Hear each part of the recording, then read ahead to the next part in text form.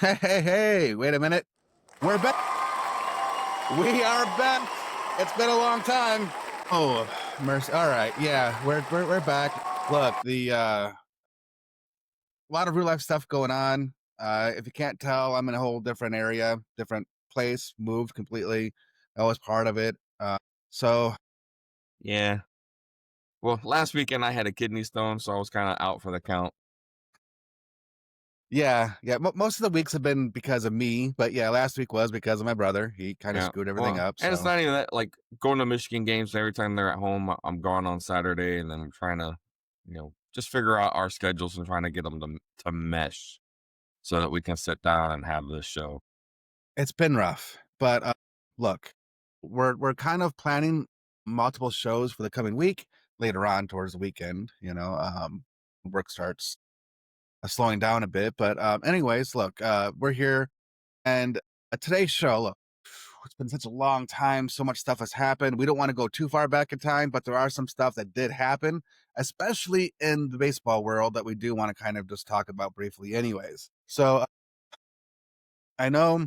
I think that the best place to start really is the game of the century, I guess you could say. Uh, It was the game Ohtani, of games. amongst any sport, it's going to be tough to beat that game. I know there's been some national commentators that's actually gone against the grain and said it's just normal, but think I think the problem with that thought process is you're normalizing someone being able to do two things really well at a elite level, and Yep. that's not normal though. Like, No. I know we've seen Otani do it for several years, but that's still Yeah. not normal. And so Well, trying and to normalize that, I think, is just is a wrong approach.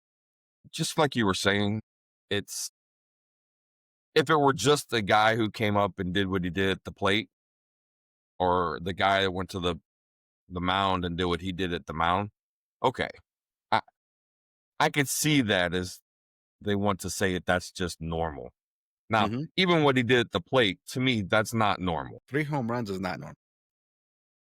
3 for 3 and 3 home runs is not normal, right? Mm-hmm. So you just they're haters. That's the best way I can say it. They're haters. Well, yes. And speaking of haters, right? I was making a point earlier. I don't know if it was to you specifically or to mom or someone. I was talking about Otani. And I was just like, why do people just have to force their hate upon Otani? Like, this is something that it's very likely that we'll not just likely, but almost improbable that we'll ever see in our lifetimes again. This kind of dominance from both sides of the plate. And then, like, you're spending so much time hating on the man that you're missing out on the opportunity to actually witness greatness. Like, when you have grandkids or something like that, 30, 40 years from now, I know you already have grandkids. I'm not talking to you directly. I'm talking to, like, the masses out there, right? Yeah, yeah. Like the youngins that are hating on Otani, you know, and they start asking you, hey, how was it watching Otani? And what are you gonna say? No, man, I hated Otani and I never wanted to watch him. It's like, and they're gonna be thinking you had the opportunity to watch the greatest player to ever put on a baseball uniform, and just because of some weird hatred, you didn't watch him? Like, it makes no sense. None. None. Not at all. So, and it's not I got this it's always been like that, right? Think Michael Jordan and the Bulls, right? Michael Jordan Michael Jordan had his haters, right? Tom Brady and the Patriots, right? The Kansas City Chiefs, Patrick Mahomes, right? The Yankees, right? It just it's just how it is, right? Those fans, they're that base, they're always going to have that distaste for that team, that player, right? Even for me, like I don't like the Lakers. I'm not a big Lakers fan, hardly at all, right? But the Black Mamba, you can't not like that guy, right? And if you don't, and to me, it was after he retired or it was late in his career where my affection for him grew, right? When you Yeah. started seeing some of the things that he does and what he was doing, right? I finally was able to get out of my own way. Like you're talking about, like you got to step away from that and actually look at what he did, right? And Hmm. it's just incredible. Now, I don't know that I'm ever gonna say that about LeBron James. Well, okay. Aside from LeBron James, like you and I are competitive. You know, we grew up competitive, and hearing the stories of Kobe, you know, where in the Olympics he was planning on running through the chest of his own team. Like, come on, And like that not that's hey, competitive. not that he said it, He but he did it. did it. Yeah, Yes. right? And just to hear that, I was like, and have a pal, Paulo Gasol, was it Gasol? So Yeah, and he talk about, he's like, yeah, I couldn't believe, I'm like, can't believe he did it, right? And he just not, and that sets a tone, right? yeah. Yeah.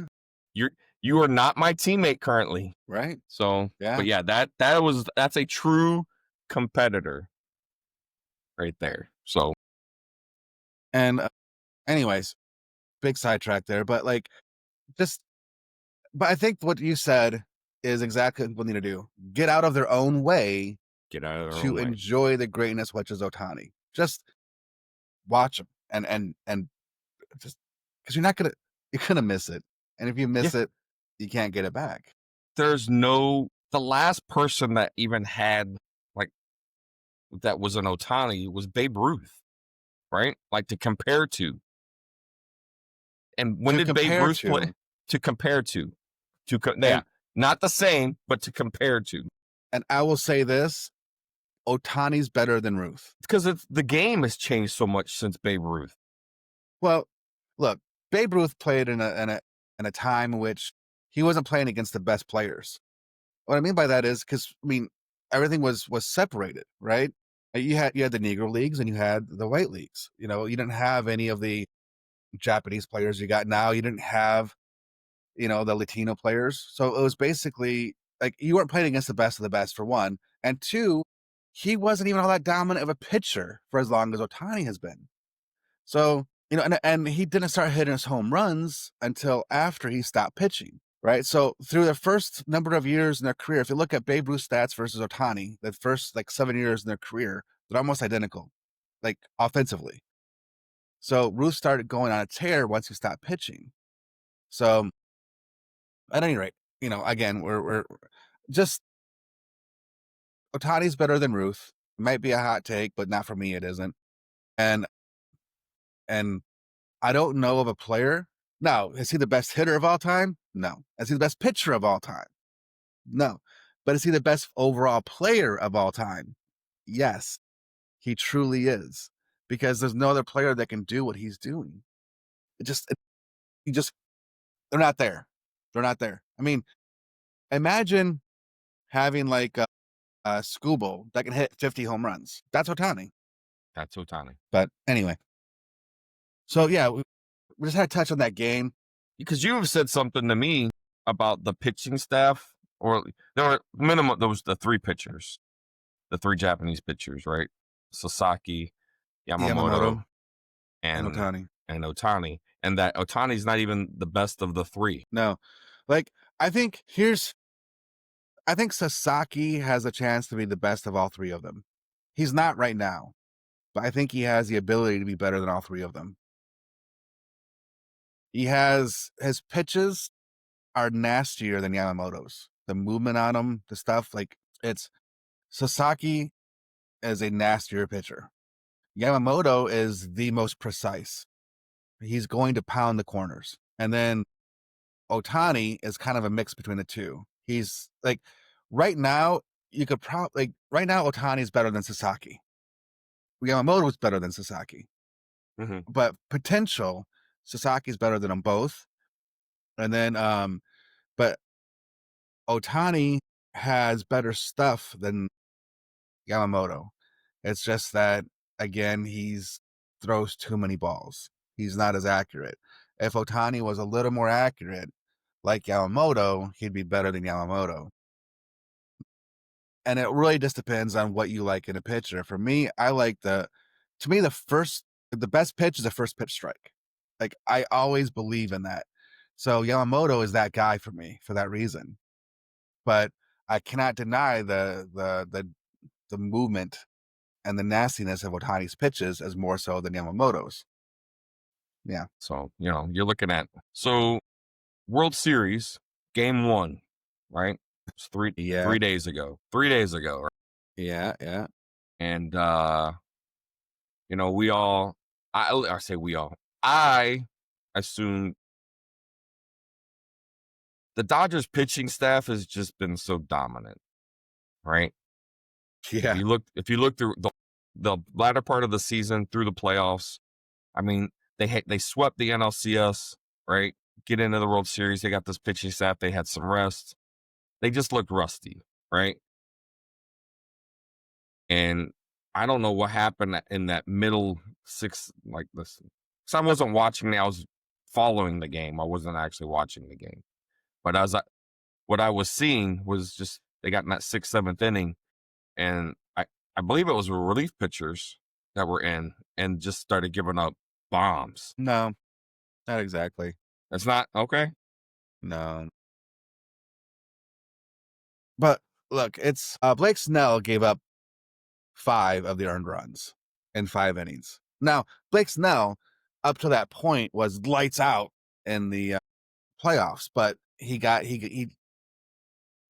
did he tattooed. get those earned runs because they had batters on the base, and then when they relieved, those scored, those go to him, right? Those go to him, but no, he let up home runs. Like those are all on Snell, 100%. But it was um they scored 9 in the 6th, and that's where Snell lost it. In that 6th inning, which is oftentimes a third time through the lineup. Yep. Which you've talked about a lot on our show, right? That's when batters start to get that timing. They start seeing the pitches better because they kind of, It, but it just didn't look like Snell had it. Like, he didn't look like the normal, like the dominant pitcher of the previous games in the playoffs. Okay, like it just. But and I don't want to take anything away from the Blue Jays, because the Blue Jays, they're a good hitting team, Mhm. And right? they put up 11 runs. Yeah, yeah. But I mean, that grand slam though, that Addison Barger hit, that was a nail in the coffin. Like, it completely deflated the Dodgers. Once that went out. But anyways, so um, look, one thing I want to say about this, I don't know if anybody out there knows about this, but Trey Savage, when he was drafted, I liked him, but here's something that people don't know. Like, he went through 4 levels of baseball this year. Like, um, he started off, like an A all the way up to AAA, and then towards the September got the call up, and now he pitched the first game of the World Series. Like, that is amazing. And so, you know what? Shout out to Trey Savage. Even though he gave up, a couple earned runs, in 4 innings, he struck out 5. He had some nasty stuff, and good job for Trey. I just want to throw that out there, because as much as I, love Ohtani and stuff like that, someone coming from, being drafted his first year as professional baseball, going through all levels of minor leagues, and then pitching game 1 of the World Series is amazing. So I shout out to absolutely Trey. agree. When I saw that, I was like, that I did not realize that was the case. And that when you look at it, you like his maturity level, and it seemed like the way he's out there pitching, like you said, it was lights out, and he's getting it done. Yeah, you gotta admire someone like that, right? Absolutely. Because we talk about the Tigers minor league system all the time, and trying to guess when our top players are going to move to the next level. When are they going to move to the next level, right? So, see, Right. when you see a guy who starts out, got drafted, goes through and moves his way out like that, and then by the end of the first season is and now he's pitching in the World Series. Like you said, it's just that was an incredible feat. Yeah, luckily this guy, he was, drafted out of college, right? Because that would never happen. Someone being drafted out of high school doing something like that. But Well, no, well, if it was, that would be but wow. he's still only 21 years old, so that's awesome. Anyway, I just again want to shout out, and he just turned 22 not too long ago. But anyway, so shout out to Trey Savage. But that was game one. I think there was a lot of rust with the Dodgers. I don't think there's much really to say much more than that. There was rust with the Dodgers. You sit out for 7 days, whatever it was. It was you just feel out of sync. Yeah, It's because just what different. the ALCS went 7 games. Yeah. Yeah, so it was at least a week, right? Where they were, Yep. or almost a week, if not that, but it had to be at least a week before they played again. And that's a long, long time, right? And you can get out there and take batting practice and you can run around and you can try and stay conditioned and hit the gym but nothing beats actually playing a game, No. No. right? You have to play. You have to play. But yeah, so and then game two, look, I never thought that the Dodgers were gonna sweep. But when you have Yamamoto pitching, you just feel that you have every chance in the world to win that game. And the fact that he threw two, like again, back to back complete games was impressive, Yes. you know. And his stuff, like how he's able to control all of his pitches, hit the like just tote the line. with tote the line. And look, I'm impressed by Yamamoto. His first season wasn't great. It wasn't bad or nothing that, but it wasn't great. And, here he is signing the biggest deal for a pitcher of all time, and it kind of looked like maybe, some people jumped the gun too early, them, thinking that might have been a bad signing. But no, no, it's not a bad signing. It was just, obviously he doesn't need time to adjust to the major Right. leagues like I was gonna anybody say will. there's an adjustment period coming from one league to the next. Yeah, I mean, even though the Japan MPB league is the second best league in the world, Yeah. it's still not the major leagues. Yeah. Right. His first year he got hurt, right? Did he spend some time on the injured list? I Can't think there remember was if a it little was bit that. of time. Yeah. Just I don't think it was like a ton, but yeah, there was a little bit. okay. Little bit. Right. But yeah, it's I don't know. The Dodgers pitching staff right now, it's pretty incredible. It's pretty incredible. Like it's when you watch, Sasaki and Otani and Yamamoto when they pitch, like their motion, like the way they throw the ball,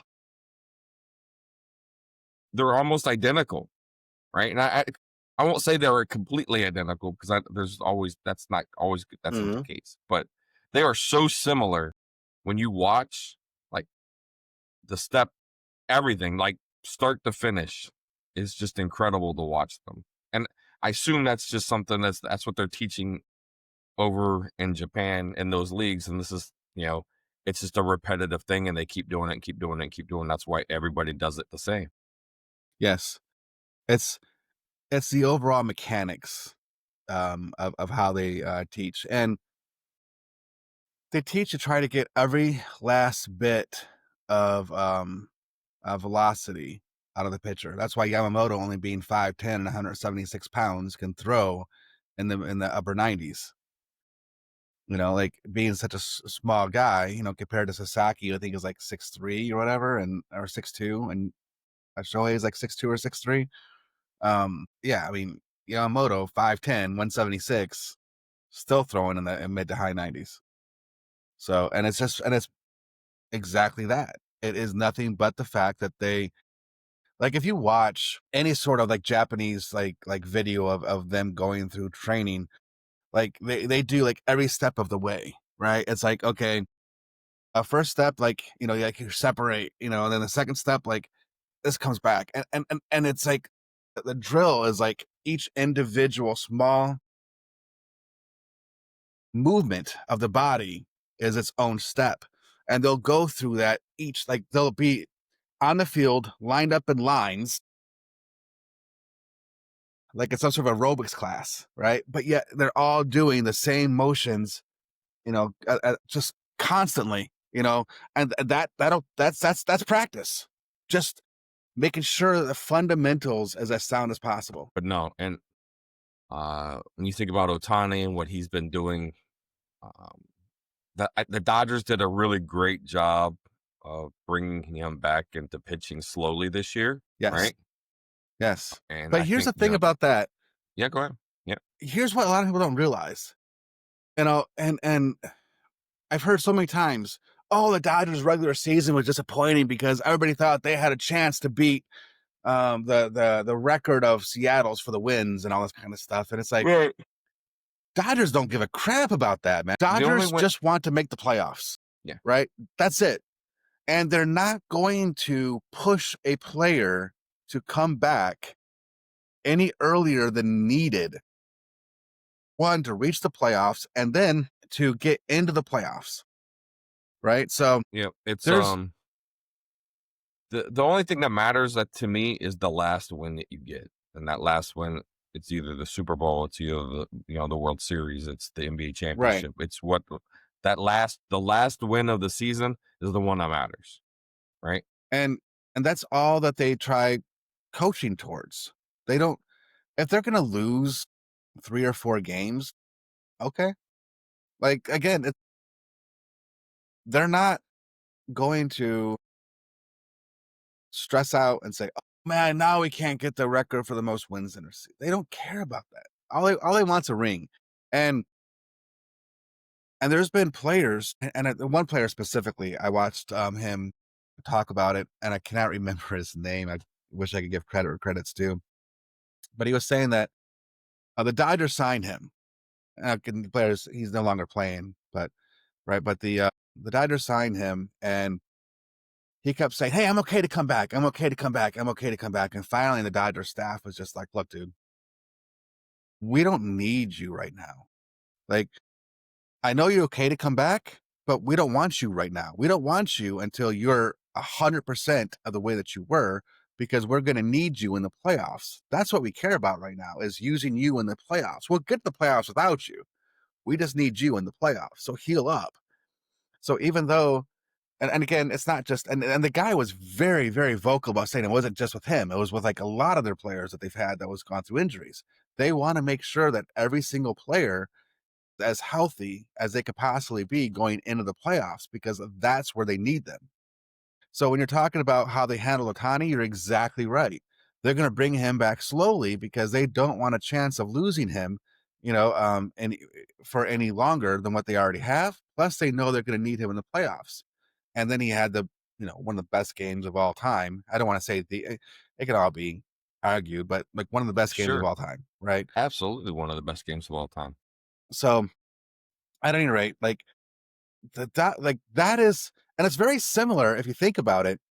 It's very similar to the Lions. I know it's kind of a leap going from baseball to the football, but how many times have Dan Campbell said, like, "Hey, rest up," right? Yeah, Like, kept a player this out next an man extra up, game. Yeah, well, but we'll be fine. yep. Just rest up because we're gonna need you. It's a long season, and it's kind of the same mentality. So I I appreciate both Campbell and the Dodgers for looking beyond just next game, looking to what it's actually all about. I think they look at the person and not them as an athlete. You're right. So they're really just taking care of them. Yeah, And I mean, wasn't the Dodgers that thing you sent me, one of their players?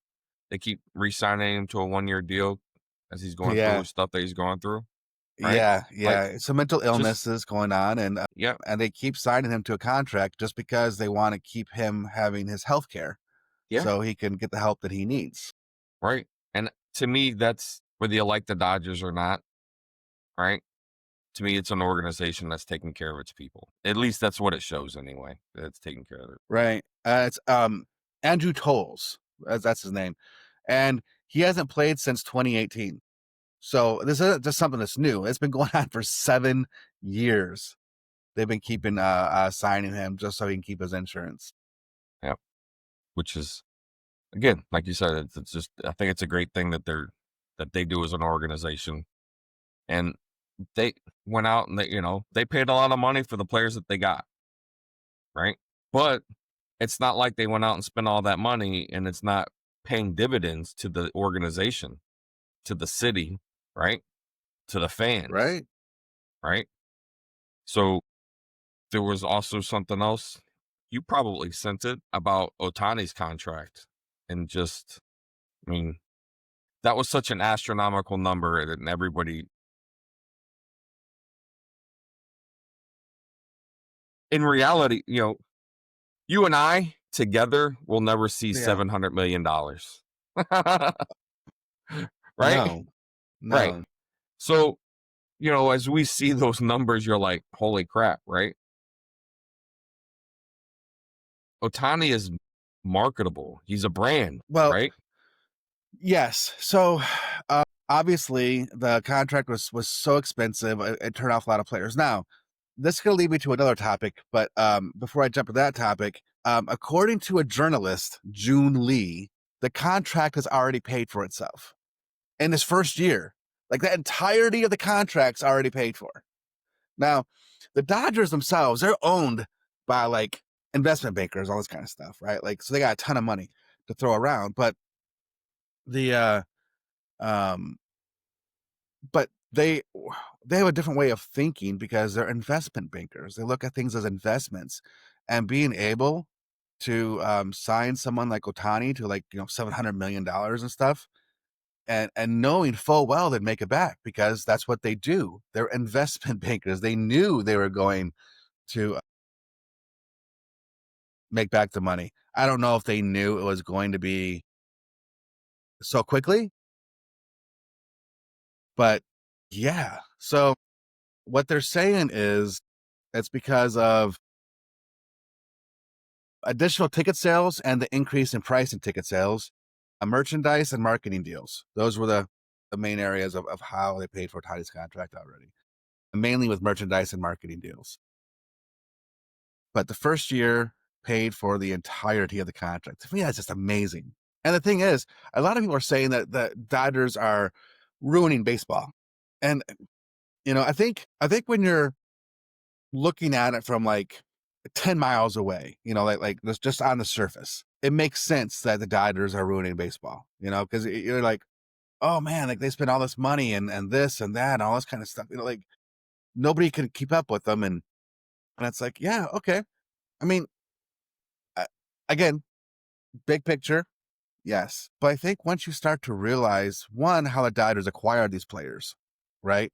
Like Mookie Betts, the Red Sox didn't want to pay him, so they traded him to Dodgers. Dodgers paid him. You know, Freeman. Well, there's a little bit of a weird thing that happened with Freeman in Atlanta, but ultimately Atlanta didn't want to pay him. Went to the Dodgers. Dodgers paid him as a free agent. The Blake Otani. Snell, Otani. Oh well, Blake Snell. Okay, same thing. Yep. They Yep. didn't want to pay him. Dodgers paid him.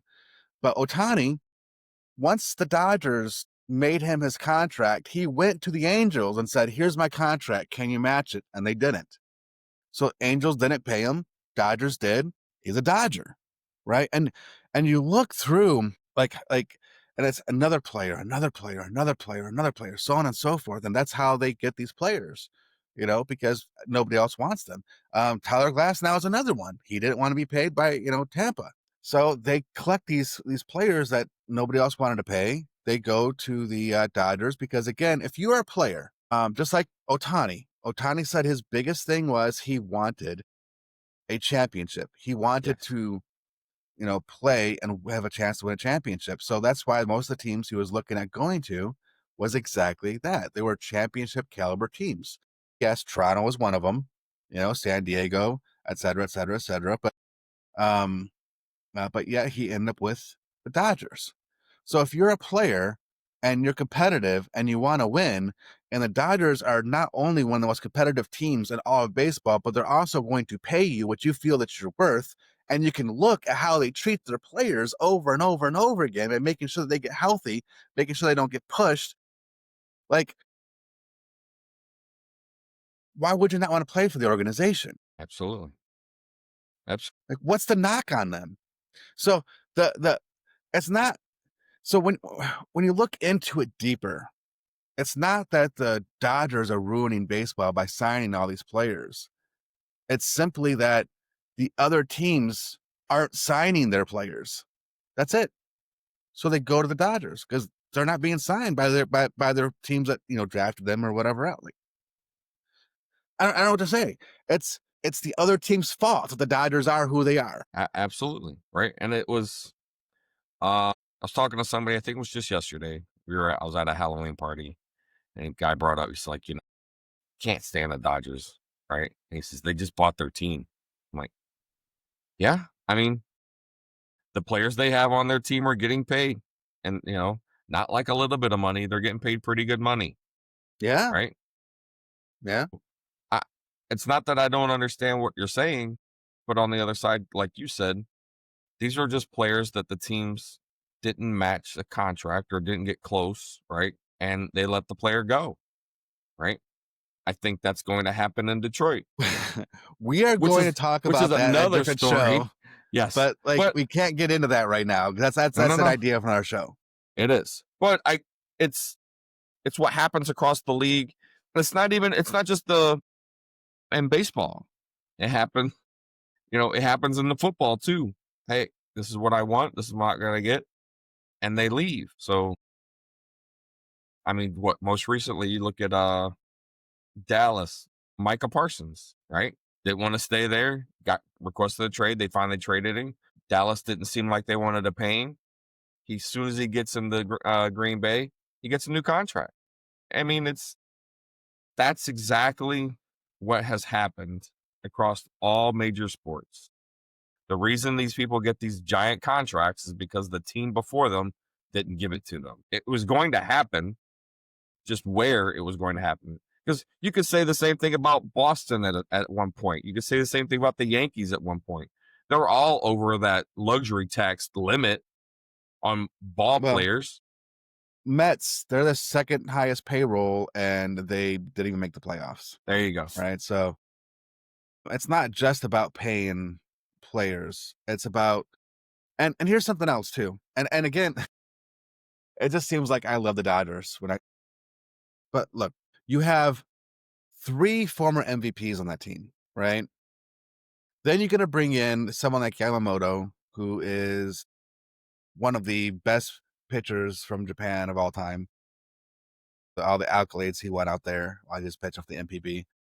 And and then you got, people like again, Tyler Glass now, you just have a bunch of really good players and they all check their egos at the door. Like, is that something else? Like for example, in Boston, you mentioned them, Rafael Devers was unhappy because he couldn't play third base. He didn't care what was best for the team. He had an ego. I'm not going to DH. I'm not going to play first. I'm a third baseman. He got shipped out, right? So, but you don't see that on the Dodgers. So, but yeah, like it's amazing just how all those players are all about winning, and that's it. Yeah. I always like looking at that Devers trade and just after he left and like how the team he was with did and how he did. And it just I don't know. The Dodgers have done like how do they've amassed that talent and how they've sat them all down and said, look, we're winning. Like what happens if they're not winning, right? Do those egos start to come back around, right? Because that would be an important piece to think about because it could happen, right? Well, it did happen this year. They went on this huge skid towards the end of the year. There was a chance that they would have lost their division lead, kind of like the Tigers did. And then, so Dave Roberts, their manager, he kind of had this speech prepared, and Dave Roberts talked about it now during this playoff season and into the World Series, and he said he was waiting until a lot of these players got back from being injured to have this, huge conversation, kind of rally the players together. And there was that was kind of like this huge catalyst that happened because Yamamoto went into the ninth inning with a no hitter. He had two outs. And then all of a sudden, not only did he lose a no hitter, but they lost that game. Like that was one of the most devastating losses, not just for Yamamoto, but for the Dodgers in general. I mean, it's so close to a no hitter, and then to actually just like lose the game, man, that was rough. And then, but with the conversation and with that tough loss that really just gave everybody a gut check. I think the rest of the way they went like 23-4 or something like that. I can't remember exactly what the win-loss record was after that, but, um, like, they went on a tear. But that was what it took was a little bit of conversation, getting some people back, a gut chuck, loss. Yeah. So, no, to answer your question, those egos did not rear up, right? Like, it No, just right. they just were like, They stuck "We have to dig deeper, and we have to win these games. stick, get back to what was working and just keep plugging away at it. Keep plugging away." And look, I respect the Dodgers. I'm an Otani fan, not a Dodgers fan. I'm a Tigers fan, right? But I'm an Otani fan because I respect him as a player. And not just because of how good of a player he is, although I do think he's the greatest of all time, but I do respect him as the kind of the player that he is. I mean, you can look at all different aspects. Him, staying after picking up trash. Here's the highest paid baseball player of all time.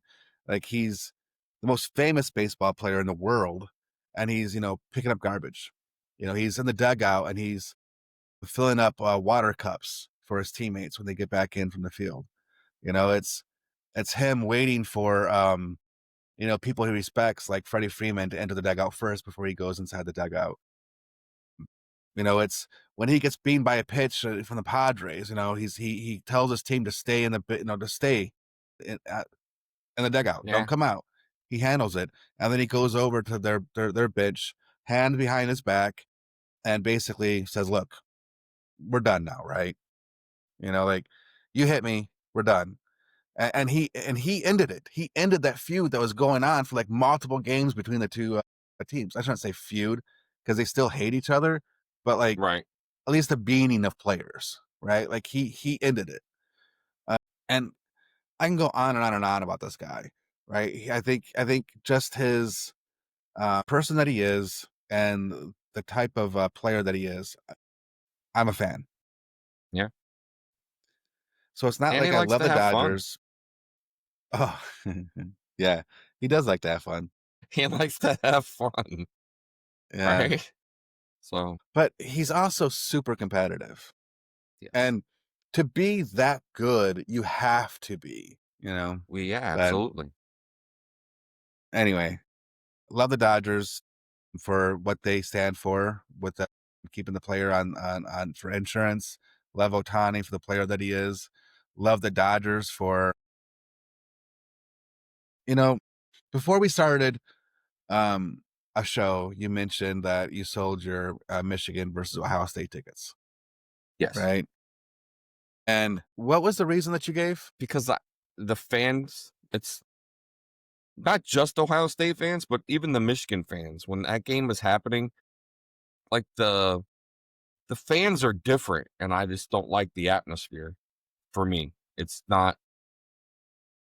a little more rowdy than I want it to be. I like a competitive game, and I like that fans want to be there and they're going to cheer their team on. But Hmm. some of the things that you hear when you're in those stands about trying to hurt other players, you know what I mean? It's not my kind of scene, and it's very hard for me to go to those games. So the last two, I've actually sold the tickets to that Michigan game or the And Michigan Ohio State maybe game. it's just me, but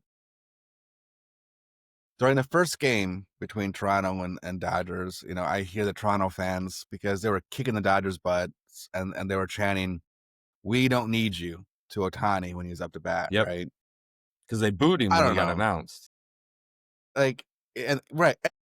And here's the problem, right? It wasn't his fault that some reporter reported that he's on Correct. his way to Toronto to sign a contract and got all their hopes up only to be crushed. That wasn't his fault. He Yeah. didn't do It's not anything, he didn't do anything, but and he takes the brunt of that uh misinformation. yes. And what I think just sucks though is like you're talking about the fans, for Michigan, Ohio State, and when you mentioned that, that was the first thought I had was the fans in Toronto. Now they weren't necessarily very rude and they weren't really like I don't know, like they could have been worse. I guess I should put it that way. But still, it just kind of seemed, and again, maybe it's because I'm a huge Otani fan, but it just seemed like it was uh a little like unwarranted and they shouldn't have Yeah. done it. No, they did. They took it personally because somebody said he was coming, and then when he didn't, and the next thing that came out was that he signed this huge deal with the Dodgers, it was Otani's fault. Eh, and was he planning to come up to Toronto to talk to them? Sure. If he had said that and not saying he was coming out to sign, maybe it would have been different. But that guy ruined the fans took that to heart Yeah, they and did. thought that was they took it as that's the Bible. It's I don't know. It was set in stone. We're getting Otani, and it wasn't. Nothing's No. set in stone until you sign a freaking contract. Well, yeah. I don't know. Anyway, like I had to bring that up because you mentioned about the Yeah, yeah, Ohio State Michigan thing. yeah. Um, so let's talk about Yamamoto's gem of a game here at Okay. game two, right? Because he pitched in the NLCS, and what did he do?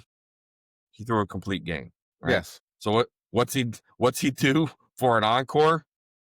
Game two of the World Series, threw a complete game, right? And when I was looking at some of his pitches, it's just the mechan. It doesn't matter what he's throwing. It all looks the same.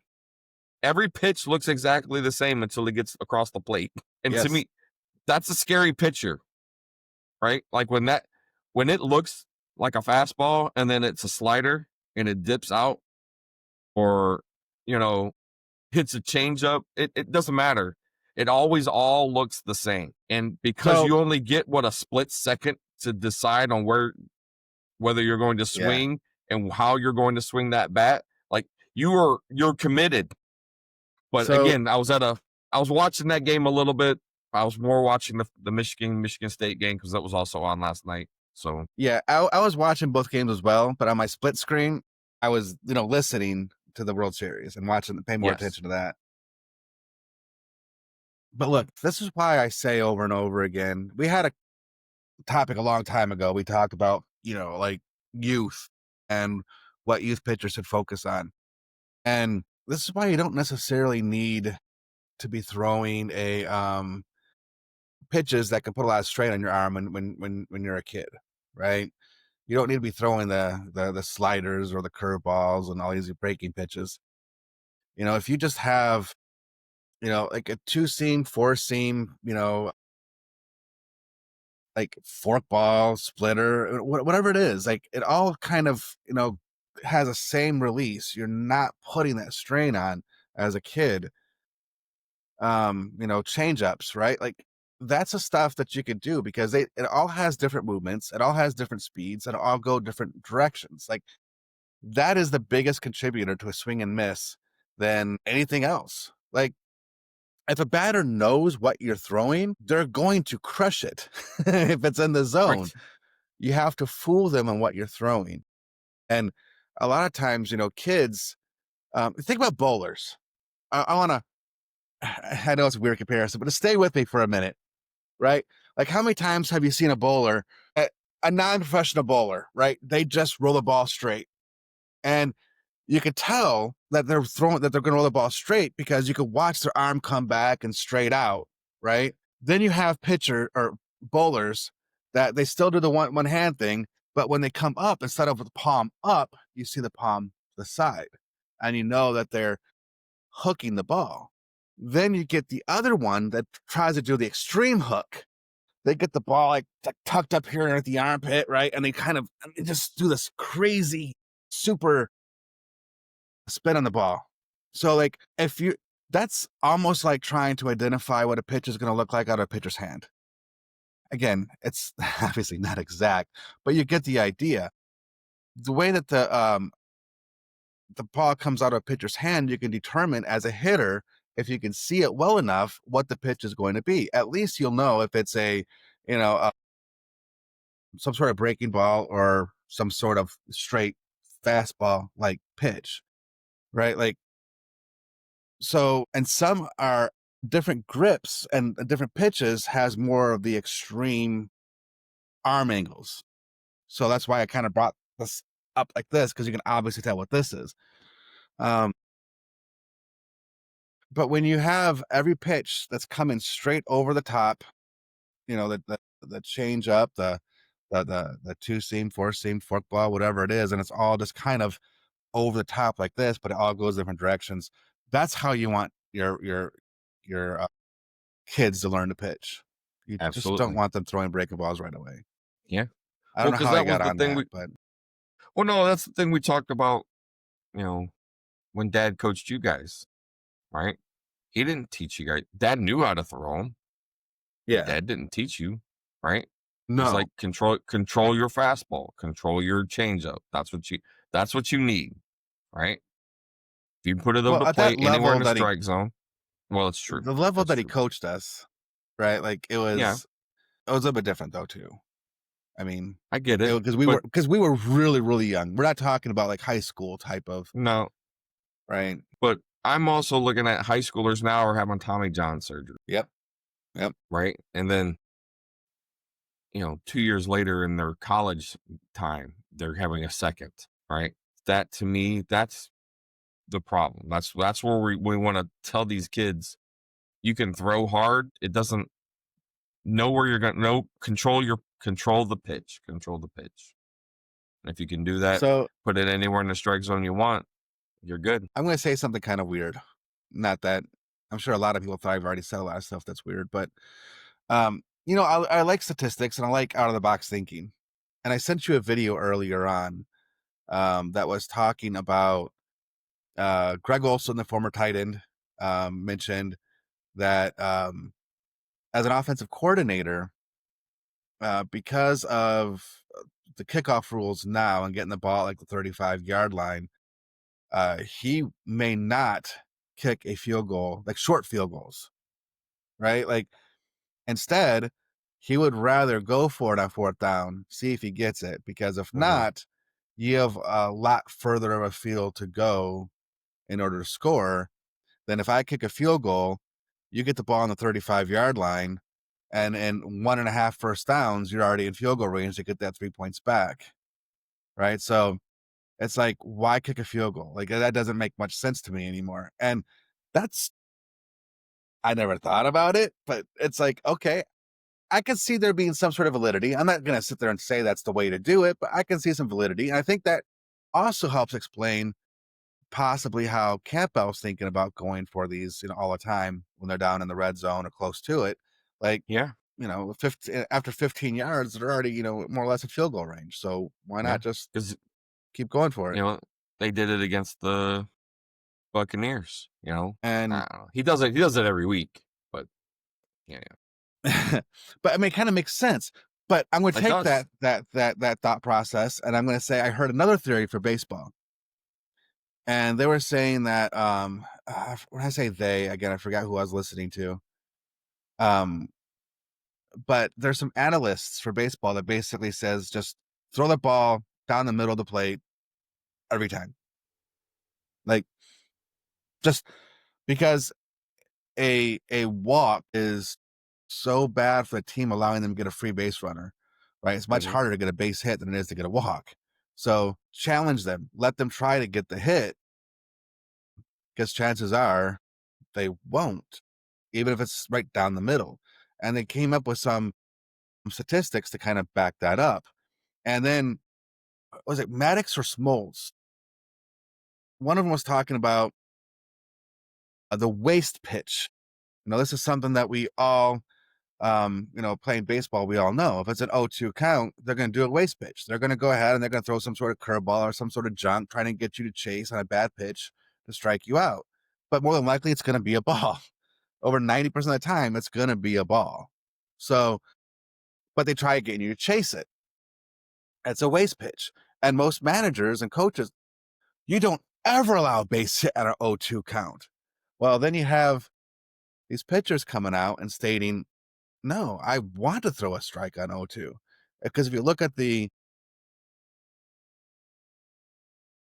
statistics, the batting average on 0-2 counts way less than a batting average on even a 1-2 count.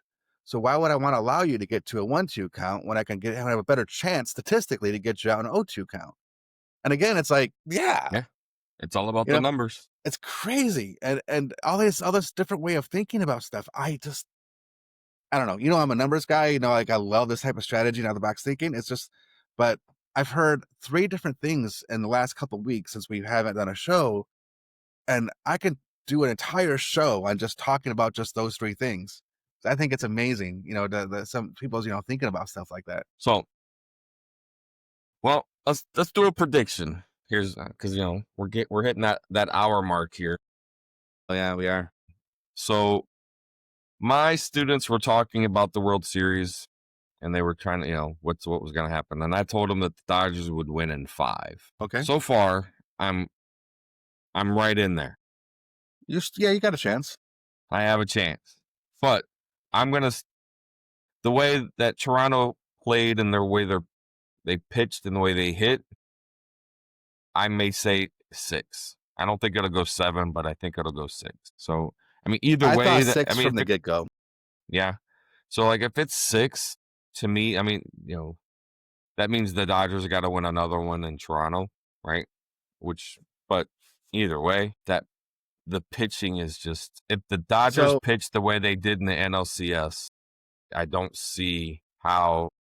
To me, it'd be tough to not win when you have that pitching and the way they pitched. So a former Detroit pitcher is starting game 3 for the Blue Jays. Yeah. So Max Scherzer. Well, we know he's a little fiery. He's fiery. He's still at 41 years old, still fiery. Yeah. Well. So he's going to be pitching versus Tyler Glasnow for game 3.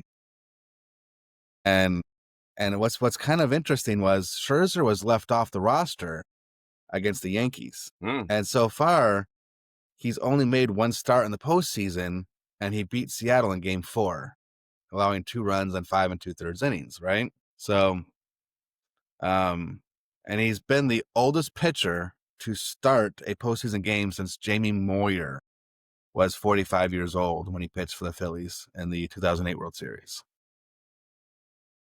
But it's what's kind of funny. You mentioned him being fiery. So so the Blue Jays, of course, went 7 games, and the Blue Jays were still celebrating the win, like still the same day, like they're still, still celebrating. Scherzer finds Blue Jays manager John Schneider and was like, "So, what am I starting in the World Series? Which game am I starting in the World Series?" or something like that. And the manager Schneider's like, "Max, I'm still drinking a beer and enjoying my beer, man. And you're coming to me asking when you're going to start the World Series game." But yeah, like he wants it, right? So Yeah. So he's gonna come into game 3 and he's gonna bring everything he's got, because more than likely this will be the only game he's gonna pitch in the World Series. Yep. So he's gonna bring everything that he has in order to win this game. So look, Scherzer's one of the best pitchers of our generation, and when it's just when you only have one, what's that Toby Keith song? Right? I'm not as great as I once was, but I'm as great not once as good I've ever been. Or whatever it I'm is, not as something good like as I once was, but I'm as good once as I'll ever. Yeah, I'm as good once as ever. So that could be Scherzer in game 3, right? Like, yeah, he's you only could got have one that time. gem. That's all he needs. And So he's going to leave who it all knows out on the field this one time. Yeah, and who knows if he's going to be here next year? right? Or like playing next year, Right. right? Right. No, nobody can predict. You start when players start getting into their 40s. There's a little clock that's always ticking. Yes, there is. It's always ticking. But I'm gonna enjoy that game though, man. Like, look, I'm a fan of Scherzer. I can't help it. He was a former Tiger, right?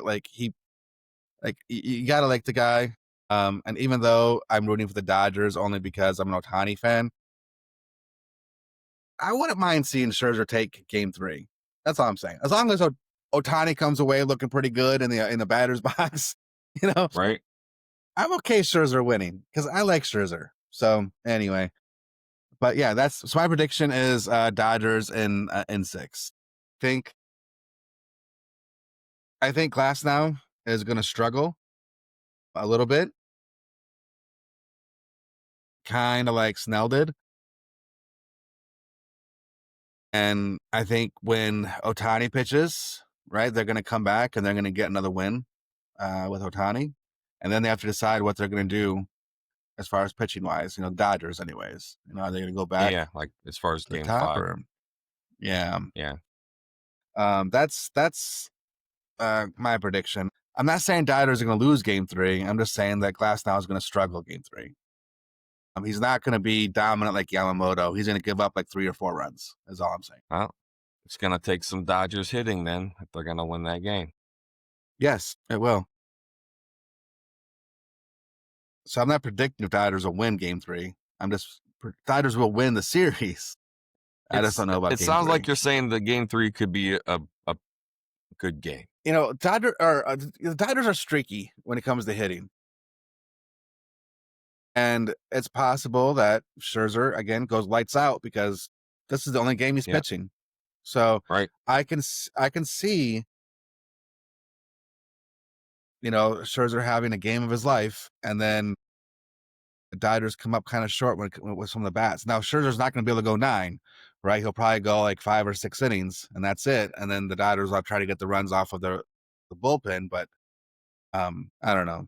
I I just knowing Scherzer and the competitor he is, I'm never going to count Scherzer out. Yeah. Because you talked about streaky. I'm looking at what Otani. That was he's 2 for 8 over 2 games. Yeah, he hit He the had ball two hard in the strikeouts. second game, but it was like Yeah. just a single though. Well, the nice thing is he didn't strike out, right?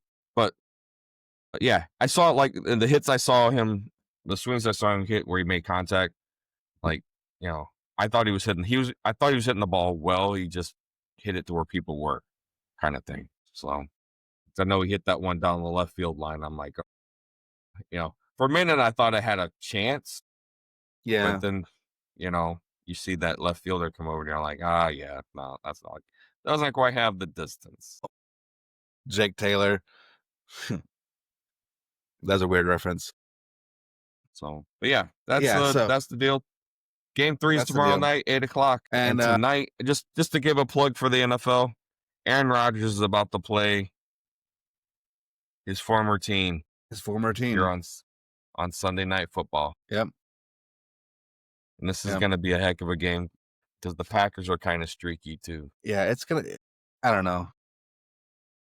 I just can't like Aaron Rodgers. I just want him to lose every game, but I can't really cheer for the Packers though either. It's I know, right? You can make it a tie. If they can tie, I'll be okay. Let's just have a tie. But look, if you listen to all of it, we appreciate it. Come back, we got some more stuff, more detailed stuff about the Tigers specifically. We just had to, since it's been so long, we had to like catch up on some more up to date baseball stuff.